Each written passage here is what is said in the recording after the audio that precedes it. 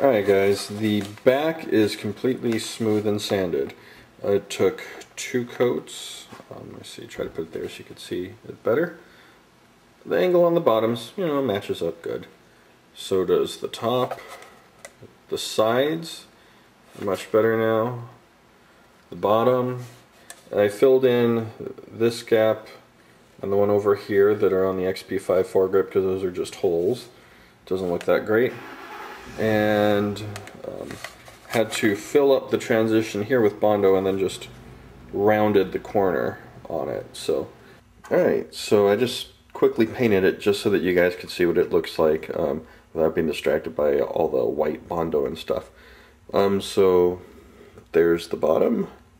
The top, there's still a couple little scuff marks.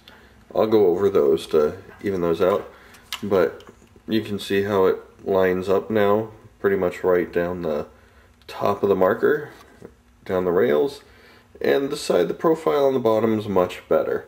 So now all that we have left to address is filling up this gap on the bottom and the front sight. Alright, now this is how I like to fill in this part. This isn't the only way to do it, but this is how I do it. I take a piece of tape and on the inside you put it right down on the inside of the foregrip, right over that hole. So that's going to be covering on the inside. We'll be removing that in a few minutes. And then you take some 2-part epoxy, that's the DevCon stuff, love that. DevCon Plastic Welder. It's the best brand that I've used, Plastic Welder. Mix that up together and then you smear it right over this hole. Okay, I've put some of the epoxy right inside that hole. The tape on the inside is holding it in place so it has something to be resting up against. And using the Q-tips and the tongue depressors, popsicle sticks, you just pretty much roughly smear it to where you want it so it fills up that gap. In about 15 minutes it's going to harden, then we're going to sand it and put in some Bondo and sand that so it'll be nice, flush and smooth. Alright, you can see how the epoxy in the bottom part of the foregrip is dry now, and we've removed the tape from the inside and you can see how it's just dried perfectly in place there. So now as soon as we sand this in a couple minutes, go over it with Bondo, sand it some more. That'll be nice, flush, and smooth, the exact same as the back side ended up. Okay, now we have our X7 with the back complete. The Bondo, everything's smooth on this, so when we finish painting all of it later again, this is going to be nice and smooth. Now we need to work on the front sight. Put your barrel in your X7, and then put the sight right around it. This is the XP5 sight that has the MP5 top on top of it.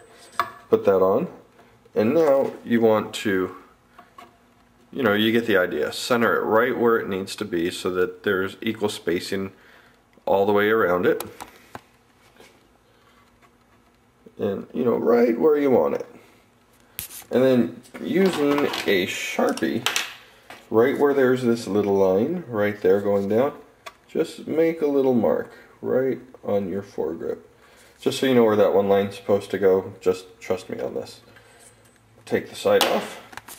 And now right now I'm using a narrow, a 7/8 inch diameter Palmer's barrel, where you could see right now it fits fine, but if I were to use a wider 1-inch barrel, like let's say a Opskier's operator barrel, or one of the wider Wrap 4 ones, it would be hitting right on the plastic here, which isn't good on the foregrip.